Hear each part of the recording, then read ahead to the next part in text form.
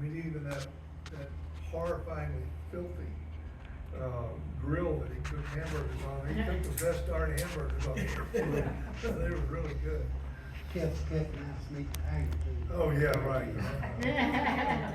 Everything is supposed to Neil's a character. He's be. everybody's Genteel people in the South say that people like that are real characters. That means that you don't quite identify with them and your family amused by it, but they're not quite, you know, they don't fit your socket wrench real well. Not the world. But yeah, he's a good guy. Yeah. Sorry to see him go. So, that's that on that. Okay, Bill, well, you can let us know when you're ready. I'm ready. You ready to go? I'm ready. Okay, without further ado, we'll have our presentation on helicopters, owning one and flying one. All right. Certainly, thank you for inviting me. I gave this presentation in a different form a few months ago for the Western North Carolina Pilots Association, but I modified it a bit because they were more interested in the flying part, and I think y'all are more interested in the mechanical part, so we'll focus more on that today. How they work, how to fly one, how to build one. You know, in The Sound of Music, Julie Andrews said, let's begin at the beginning. It's a very good place to start. So I'm going to start with information that y'all already know, and then hopefully build up to some information that you don't know. Anyone ever heard of an airfoil? So I think everyone has heard of that. Well, the definition of a helicopter is up there that I won't even bother to read out loud. But when you think about an airfoil, they're very interesting if they're moving, but if they're not moving, they're kind of dull. So there's only two ways that I can think of to get an airfoil moving through air. One is to either glide it or push it laterally, and the other is to rotate it around an axis. And so, of course, airplanes have one of each. They have a propeller in the front to provide the pushing or the pulling, and then the airfoil on the sides to provide the lift. And somebody thought at some point, well, gee, is that one airfoil too many? Maybe we could just have the one on the front and we could put it on the top, and that would work well. Well, as you might imagine, there's some problems with doing something that simply. The problems being, number one, physics. Because if you've got something pushing this way, then it's going to make the body of the helicopter go that way underneath it. That's not true when it's on the earth. It's trying to spin the earth in the other direction, but it just doesn't succeed. So once you get it airborne, we've got this problem of for every action there's an equal and opposite reaction. The other problem, of course, is that if you just have a propeller on the top spinning and you take it off, it's kind of like a hot air balloon where you've got to be able to control it somehow, and so it can't exactly act like a propeller. And so those are the two problems that Igor had to deal with in designing the first helicopter. Let me talk about what I'm going to talk about. What are helicopters good for? Some interesting stuff about flying helicopters. I guess I should introduce myself as being a helicopter pilot. I own a Cabri G2 and flew it today. Excuse me. So I learned just 2 years ago everything I know about helicopters today, but they're interesting critters. Among those things are some interesting things that can kill you, which makes them extremely interesting to me and things I certainly focus on when I'm flying. Then I want to talk about some stuff that if you never have any intention of ever getting in a helicopter, but you may encounter one around an airport. Some stuff you should know about how they behave differently. And then, because this is the EAA, I thought I'd talk about some helicopter kits that are out there. There are kits, and you can build one of your own.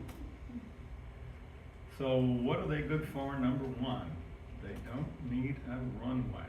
So this is me in my helicopter, doing what I certainly dreamed of doing when I was a kid, which is owning a piece of land that doesn't have a runway and being able to commute there by air.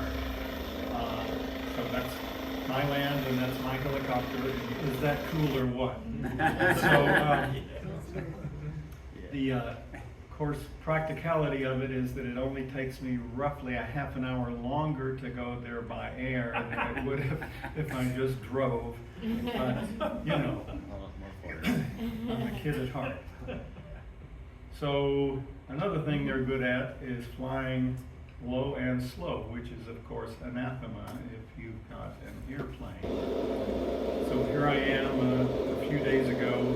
Does anybody know what this is right here? That is the entire town of Chimney Rock. The entire town floating in the middle of the lake.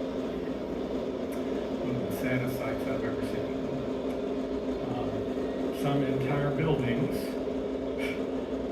but mostly just devastation there. So they're good at flying low and slow, and if you see something interesting, you can stop, which you certainly can't do if you're flying an airplane. So they go low and slow, they can hover, they can land anywhere. They're good for search and rescue, for EMTs. A lot of the ag planes are actually ag helicopters these days because they can fly slower. Excuse me, I don't know where this cough came from. Maybe because I'm talking. So a lot of pipeline surveys are done by a helicopter, just flying along the route to make sure there's no problems there. And of course, the advantage, once again, is you can, if you see a problem, you can just stop and take a look at it. Tree trimming, which is something horrific if you've ever seen it. They have these rotating huge blades that they drag along underneath the helicopter and cut down trees around power lines. I talked to a guy who did that. It seems like probably the most dangerous job on earth. I said, well, gee, doesn't the blade ever get caught in a tree sometime? Yeah, sometimes. Yeah. Delivery of heavy equipment to places inaccessible. That's how you get the air conditioners on top of the tall buildings, passenger service, and sightseeing, which is what you see out of this airport. So, some things I learned about helicopters in my training. Number one is that hovering, I thought would take me about an hour to learn. And about 20 hours later, I learned it. So I'm going to show a little video on this topic.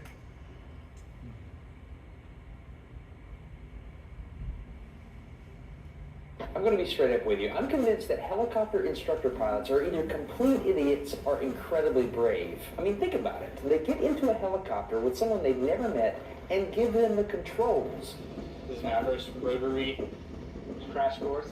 No, I don't want to take a crash course. Notice that the controls are actually connected together, which means if I do something stupid, Brandon has to wrestle the controls out of my hand or just trust that I'm going to let go. That's crazy. Anyway, watch how bad I fly every single time he gives me the controls, and you can easily tell when he takes back over. Almost got it. There you go. Pedal to your head. Crap. So I'm going to try that. We're going to taxi down. Yep. So you have the control. I have the control. Okay, you got it. All right. So you have the cyclic. All right. Just try to hold us in this spot. All right. All right. Let's get us back over that left. Those creep, man. All right, you're going to have to take over. You got it? Yep. I got it. Go forward. My bad. Ease. Whoop. Let's don't hit the sign, how you say? If Romeo is being punished by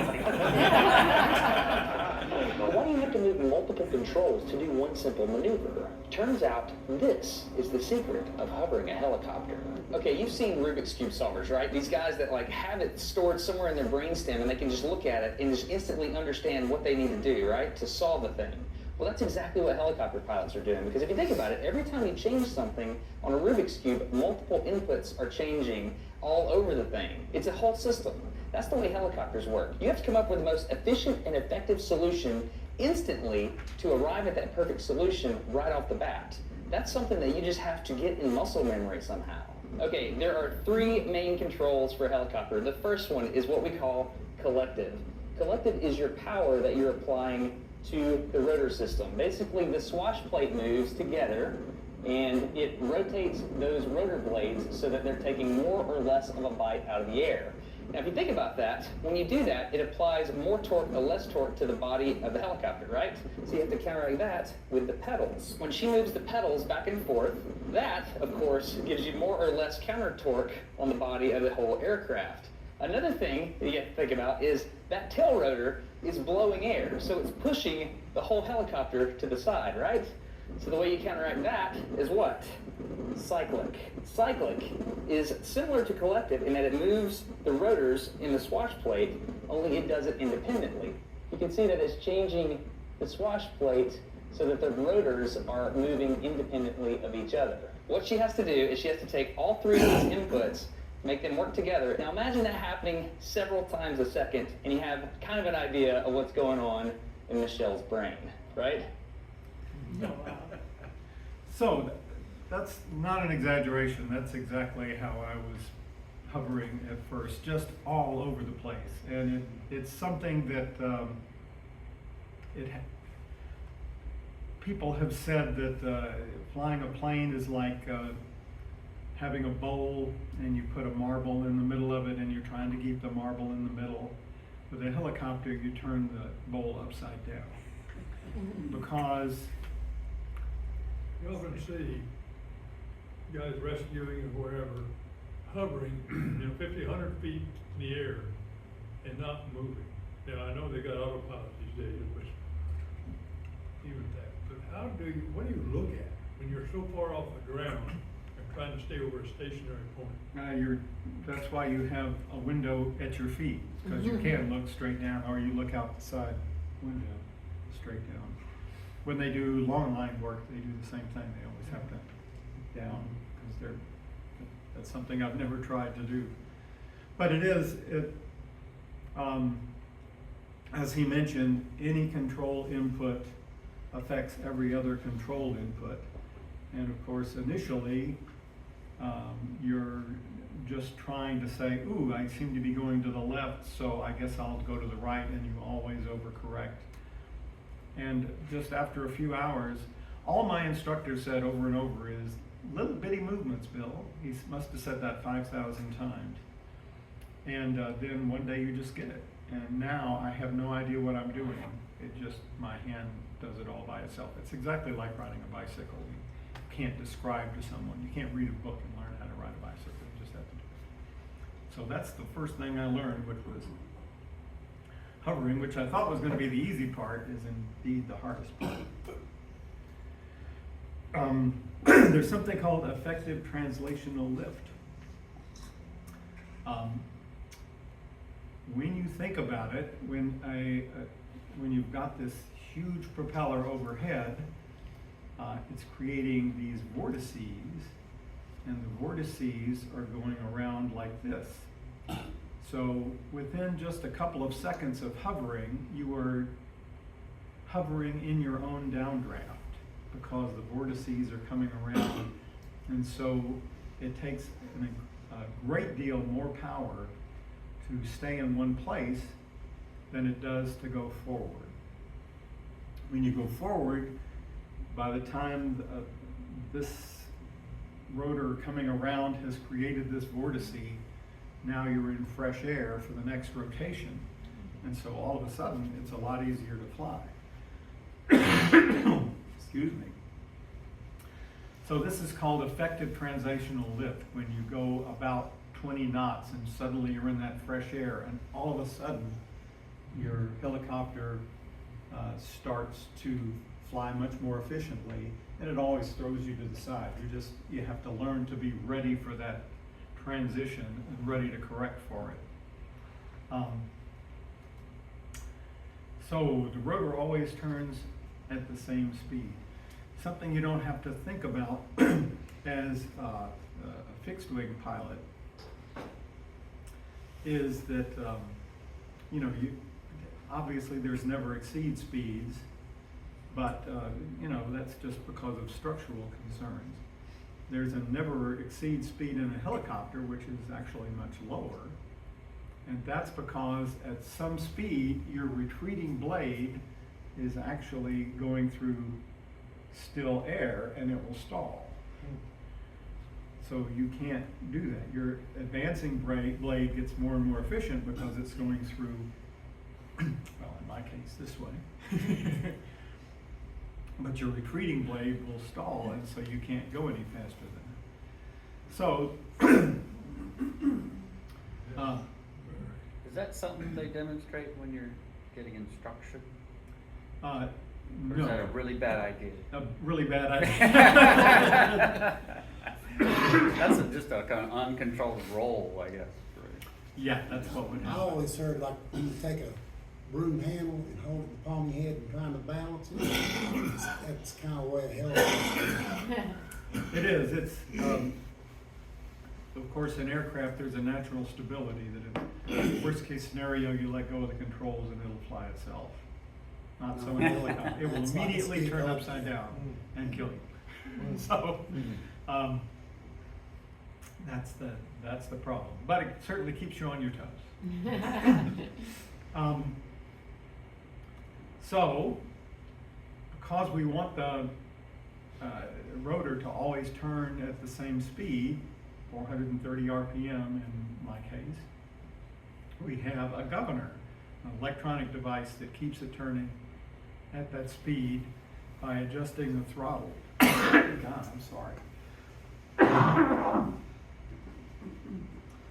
Adjusting the throttle to keep it at that speed when you pull up on the collective, which is, the collective, as you just learned, increases the pitch of all blades at the same time. So the governor does that. If the governor fails, there's another thing called a correlator, which can take over and just makes its best guess. And if that fails, you've got just the throttle manually that you can use.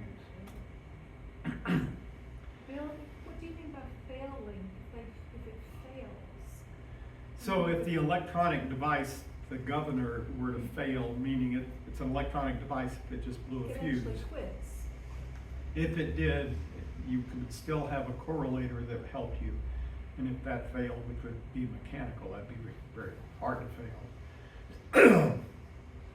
Then some aircraft, like the old Bells, didn't have either of those, and you just had to do it yourself with the throttle to always keep it in that same RPM range. So what happens if the engine quits? Everybody's afraid of that in a helicopter. They think it's just going to fall out of the sky like a rock. Hopefully not.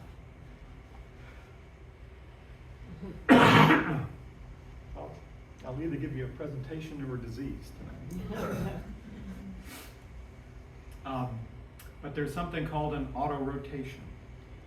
Basically, if you lose your power, you push the collective all the way to the floor, and you come down like a spinning leaf. Of course, we're all familiar with that in airplanes, that you've got, roughly a mile for every, roughly a mile for every 1,000 feet. Here we come down at a 45-degree angle, so we've got roughly 1,000 feet for every 1,000 feet. There's a demonstration.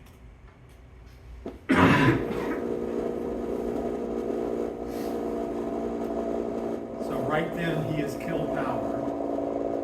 Sounds the same, but he's coming down at roughly a 45-degree angle with absolutely no power.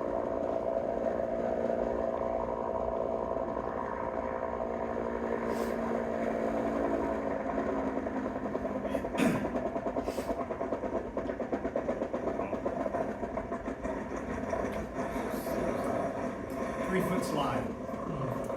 If I could ever do that, I would be so proud of myself. This is what you spend half your training doing. Notice the little trick he did at the end where right as he was landing, he tilted back. That's to put extra energy into the rotors, which then you level off, and you use that to set down gently. Of course, the rotor, I really apologize for sounding like a tuberculosis unit. There are different kinds of rotors. There are teetering rotors, which have two blades, are fully articulated rotors with 3 or more. Advantages and disadvantages to both. The teetering rotor system is very simple. That's the one that the Robinson helicopters use. But it has its problems, which we'll talk about later. Then these fully articulated systems, the teetering one is basically just one big long blade that can teeter back and forth like a teeter totter. The fully articulated systems have the ability to go back and forth this way as a blade, or up and down, or even twist. And so they're much more mechanically complicated, but safer in some ways. And then we got the tail rotor. So there's, as we talked about at the beginning, we've got to keep the helicopter from twisting around and around. And so you can either do that with a conventional tail rotor, which is what you see on most military helicopters, and on the Robinson. And then there's these Finistron tail rotors, which are basically a ducted fan, much more efficient and much more safe. The problem with the conventional tail rotor is that that's what kills most people. That people automatically duck when they see the one overhead, and they don't even see the one in the rear of the plane, or rear of the helicopter, which is what kills people. And so by having it ducted, another advantage is that it's a lot safer. You'd have to actively stick your hand through that. And then you have no tail rotor, which you manage by just having 2 rotors overhead turning in opposite directions to counteract each other's twisting. There are lefties and righties. In the USA, the rotors turn counterclockwise. In Europe, they turn clockwise. No one knows why. Here are some interesting things that can kill you. One of them is called the vortex ring state. So when you think about it, if you're in a hover, you're pushing air down. Well, if you descend, you're now descending into your own push down air. So this can start to multiply, and you get to the point where it's exceeding your ability to climb through it. And so you start going down faster and faster. Fortunately, the ground intervenes, and and so you stop descending, and then there's a nice warm fire that'll keep you warm until the hearse arrives. But if you want to avoid all of that, you can do one of 2 things. Prevent it from happening. Don't descend if you're going slower, faster than 300 foot per minute if you're going less than 30 knots. Or if you've already done that, you do this Bouchard recovery technique.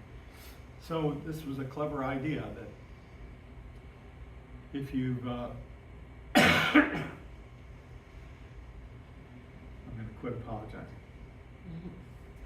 If you think about it, your rotor is not working very well, but you've still got the tail rotor that's able to push you sideways. And so you use that to push you out of that ring station, and there's a video of that. This is an ag helicopter that just is illustrating that with the, you can see the vortexes.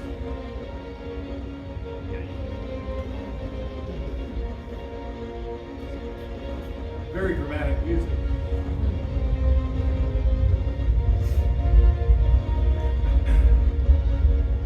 See, he's in it now. He's descending into that. Now he's pushing sideways, and he's out.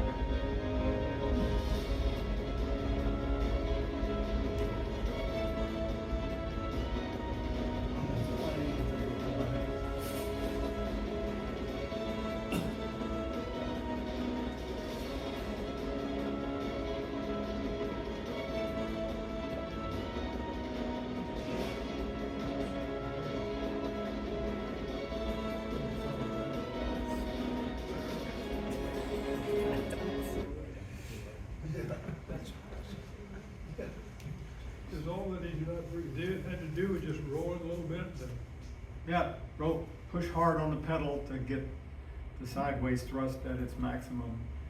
Roll a little bit, finger out of it. Ground resonance. These are very dramatic videos that will make you never want to buy a helicopter, right? This only happens in fully articulated rotor systems.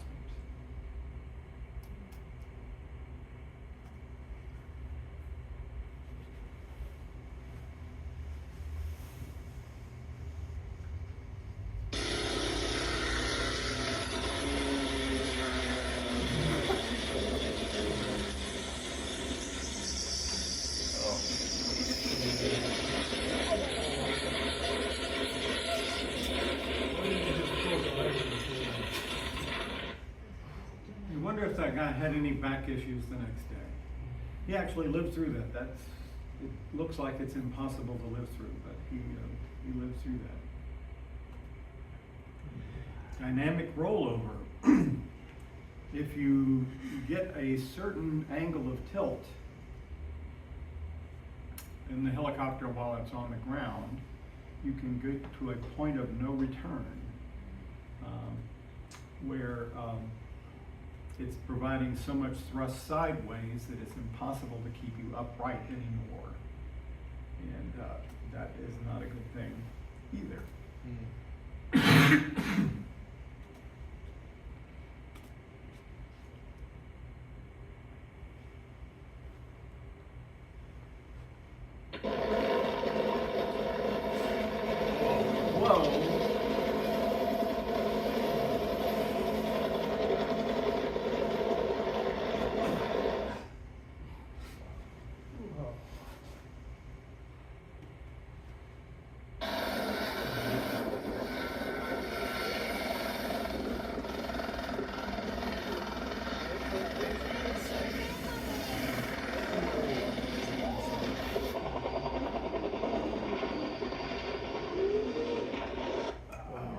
Everybody ready to get in the helicopter now?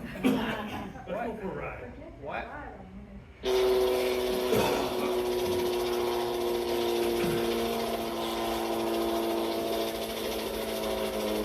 You see it coming. Why? Yeah, don't do that.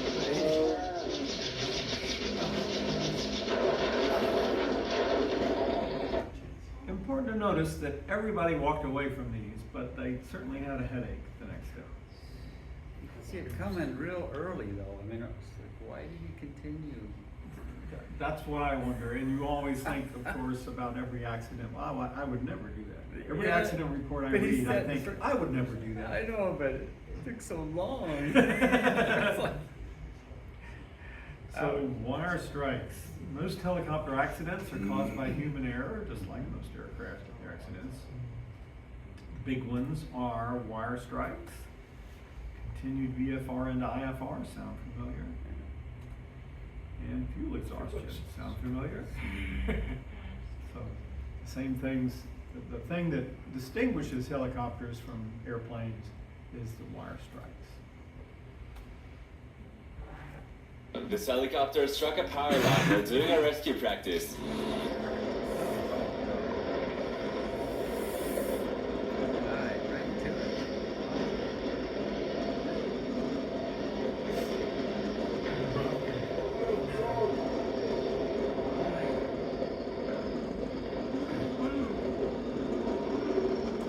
I want you to look at something when it slows down in a second.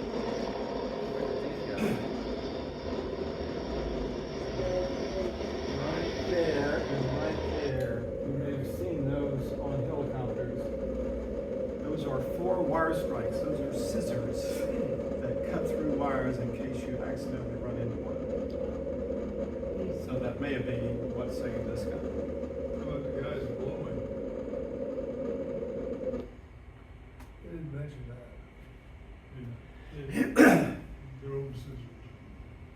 So loss of tail rotor effectiveness. This is when you have exceeded the limits of the tail rotor to keep you from rotating, which happens in certain wind conditions. And if you start rotating in a way that means you can't stop in time.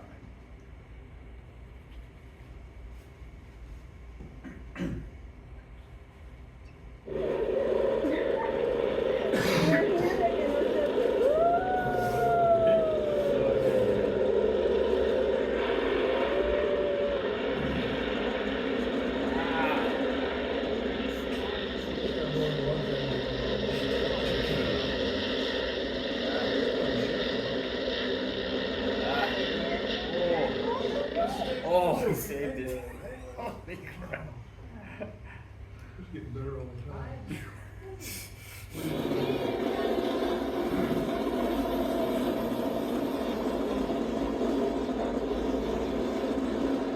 guy's doing a sharp twist as a part of the approach.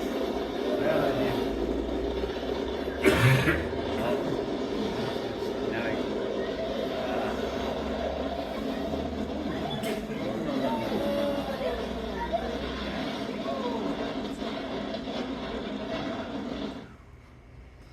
Well, isn't this fun? I can see why you'd like to do that.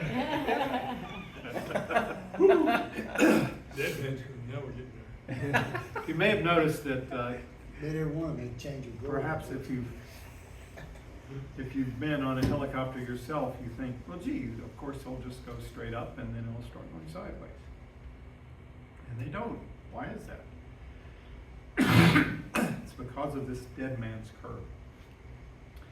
When you think about losing an engine, you're going to need one of 2 things to be able to recover. One is speed forward, or one is height. The other is height. And so if you're in this red curve, you don't have enough of either to be able to recover in time to do an effective auto rotation. So the safest way to take off in a helicopter is to pick up ground speed while you're still just a foot off the ground. Once you get enough ground speed, then you've got that as your asset, then you can start to climb. And then you've got that as your asset as well. There's some situations where you just can't do that, and like when I'm taking off from my land, there's no ability to do that. I have to go straight up. And so you just make sure your engine's running really well that day. I don't have a video for this one.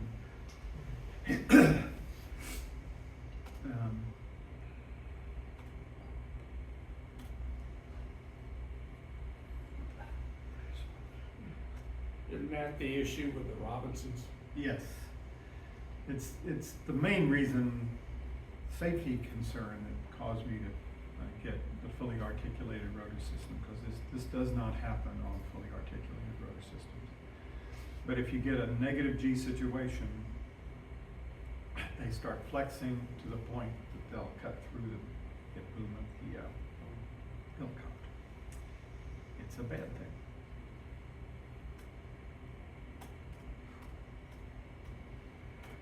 Come on.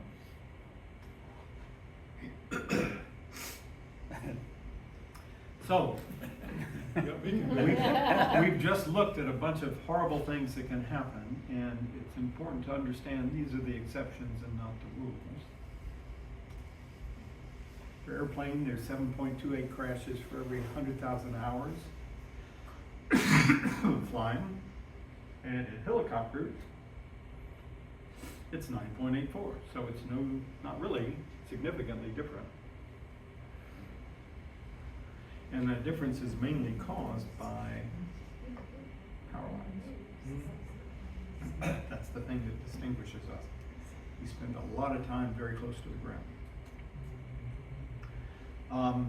If you're in the neighborhood with helicopters, understand that we're probably going to be flying right traffic while you're flying left traffic.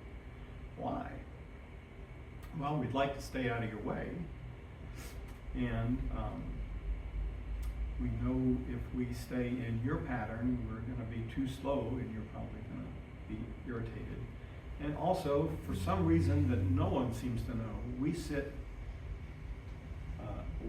over here instead of over here. And so, by sitting on this side, we can, on right traffic, keep. I thought they sat on the right side because for a lot of them, there was only one collective lever and it was in the middle. And they Maybe that's it. preferred doing this with the right hand. But why didn't they put it over on the other side? On sophisticated helicopters, there's two collectives. Yeah, yeah. But anyways, that's the way it is. In helicopters, you're always going to be sitting on the right side. Even in the airfield, You do a right-hand pattern typically? we do a right-hand pattern. There was graffiti on a wall that said flying helicopters collective bargaining.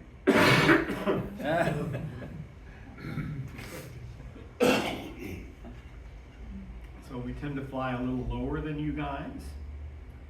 So if we've announced in the pattern and you don't see us, look down a little. We may be a little bit below you. When we're doing auto rotations, we tend to be very high and come down very steep. I always announce when I'm doing an auto rotation to let people know, because you're going at this three degree angle and we're coming down to 45.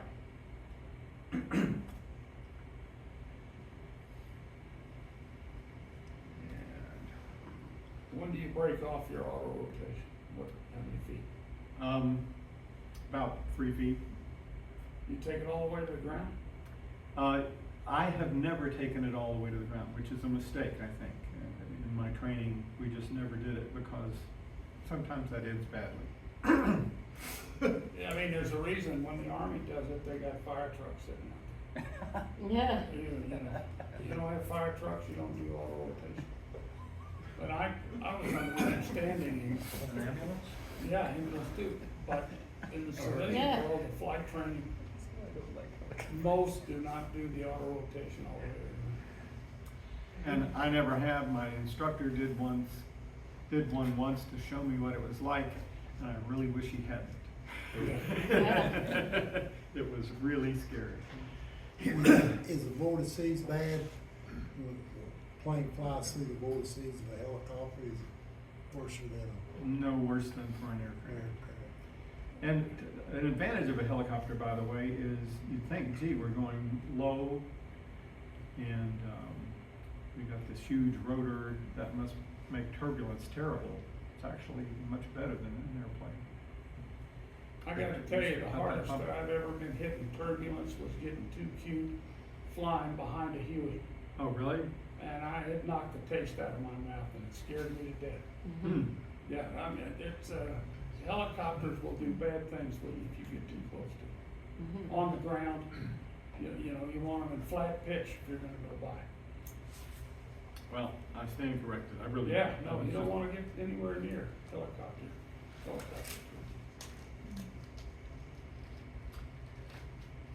So in a controlled environment, I will usually ask to go just straight to the hangar. And they certainly give me permission to do that. I've never been turned down. At night, I will probably use the runway just because I can't see the hangar. So we always work very hard with the controller to keep out of the active traffic pattern. So do you We're doing that. taxi to your hangar, or do you park it and get it carried there? We have a show and tell, and I can show you how I do it in a minute. I just land, put wheels on it, and push it in. Yeah, and I can land just right by the hangar, so. In an uncontrolled environment, we typically just fly the regular pattern, and if there's anybody else in the pattern, just so that we don't confuse anybody. And occasionally we'll take off from a taxiway, or land on a taxiway. Land being sort of euphemistic.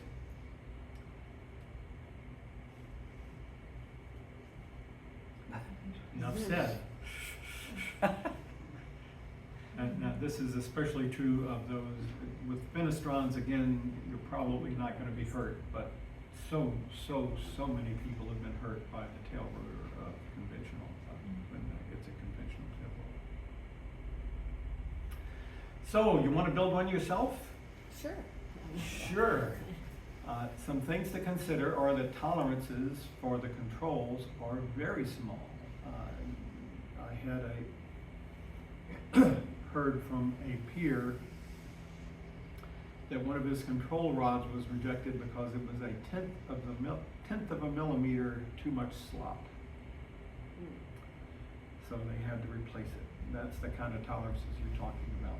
It's very interesting. I mean, you move the cyclic just with pressure, and dramatic things happen. So tolerances are very small. There are some one-place helicopters. It's hard to get instruction in a one-place helicopter. A lot of the kits don't have aviation certified engines, and so you have to think about, where am I going to land if the engine quits right now all the time? I do that anyway. And then kit rotors, the rotor, one of the other advantages of my helicopter is it has tremendous inertia in its rotor. It has lead tips. And so I can do, what that means is, from the point where you think, surely the engine hasn't quit, oh my God, it has quit, and you actually put the collective down, you've got a lag time of a couple of seconds before you absolutely have to do something. And when you have little inertia, you got to do it instantly.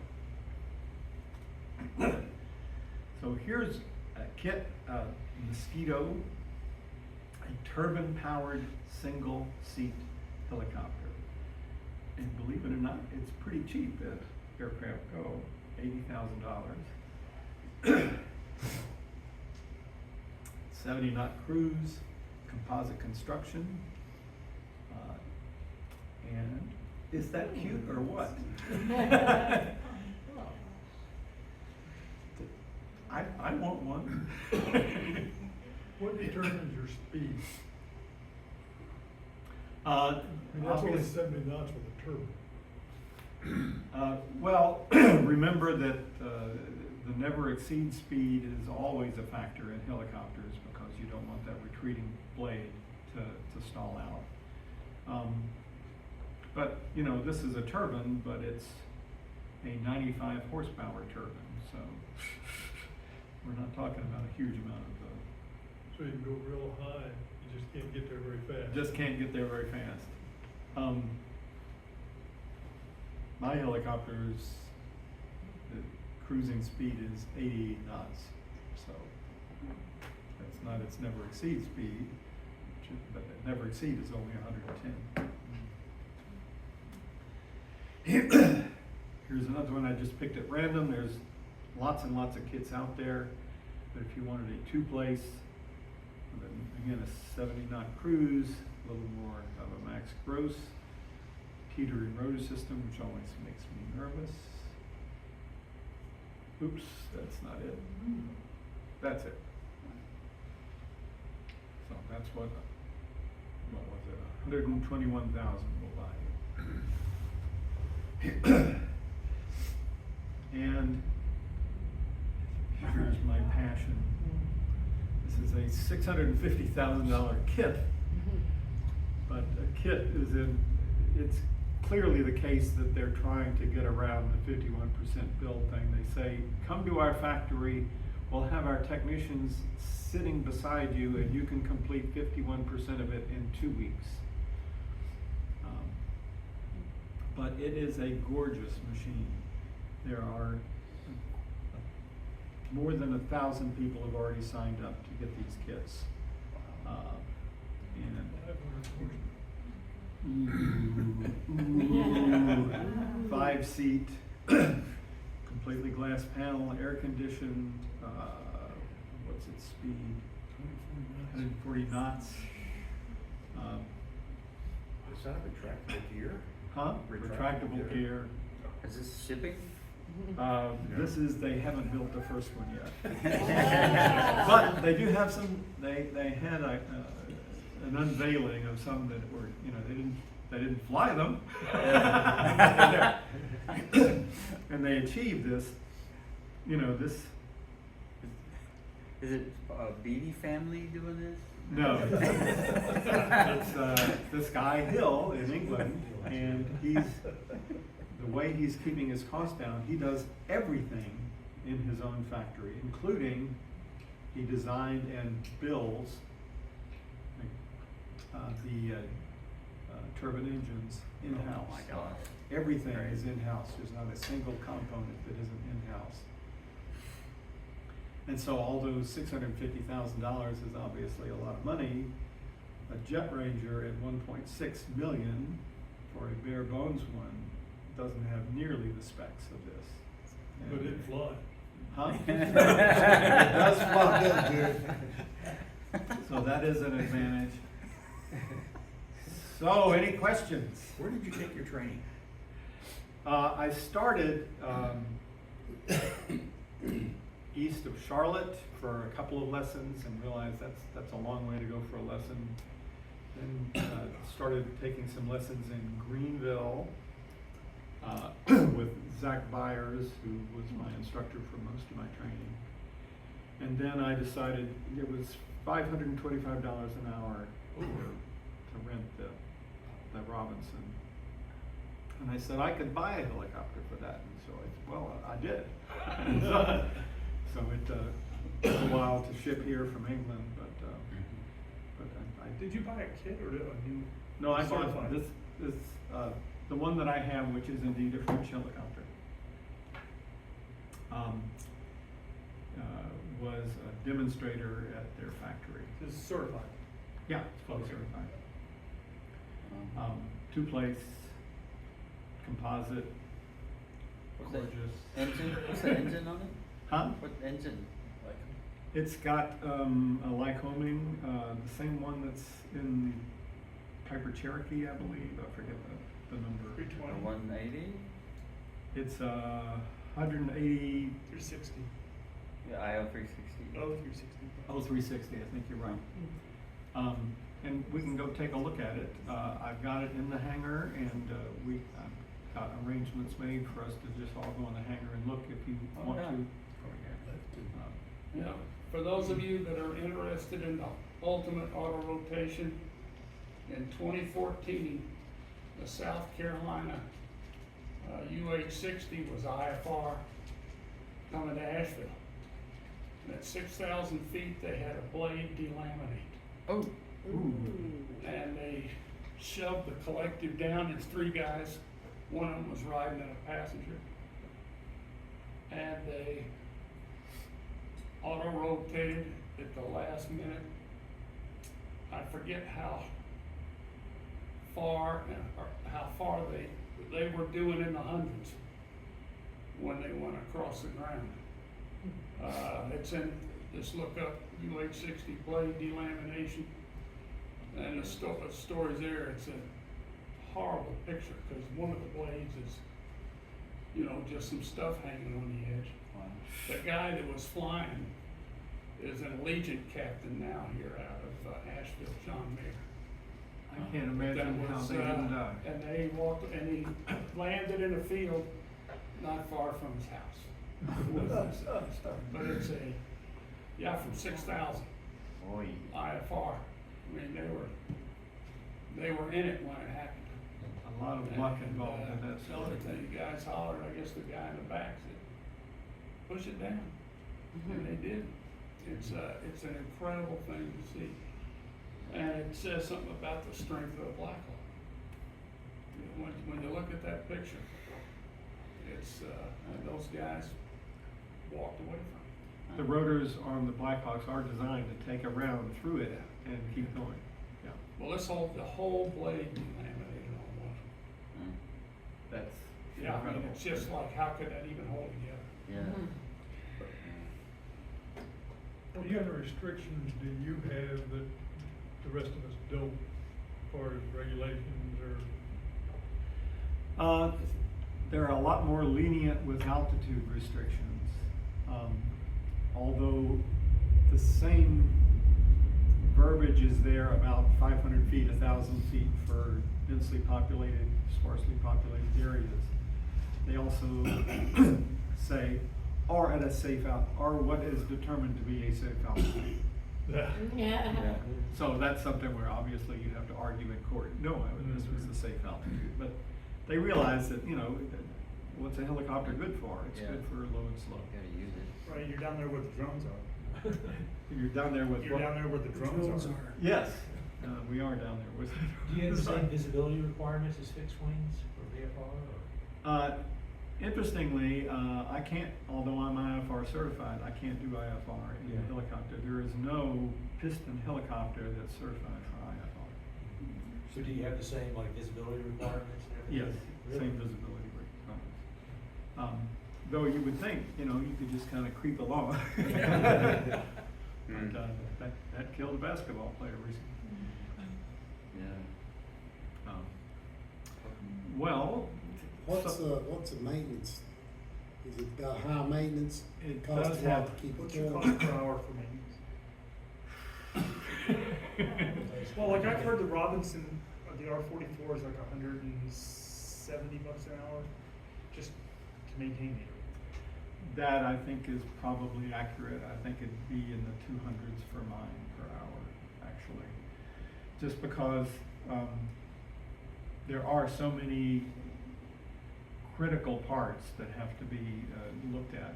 One thing that's bad about the Robinson is the, you know, it's got a 2,000 hour TBO. That's not for the engine, that's for the entire aircraft. Yeah, all the parts. Everything has to be replaced after 2,000 hours. Whereas mine, it's only the engine and both transmissions that have to be replaced after the TBO. And the airframe is, there's no life limited components. I think the blades are certified for 10,000 hours or crazy. something absurd. They're composite blades, they're not. So the Robinson is basically a disposable helicopter. It's a disposable helicopter. Yeah, that after it comes to its end of life, man. they said the quickest it can ever possibly get back in the air is 9 months, because they just have to replace everything.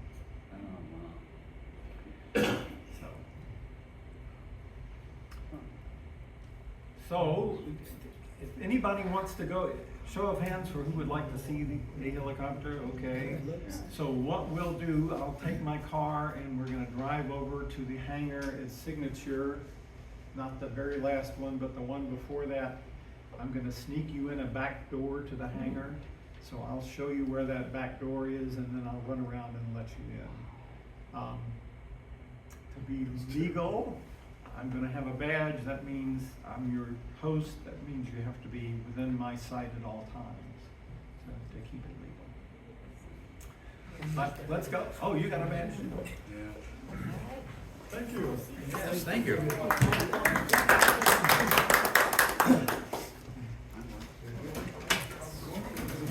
Talk about a flying helicopter and how to call. I can't get this car.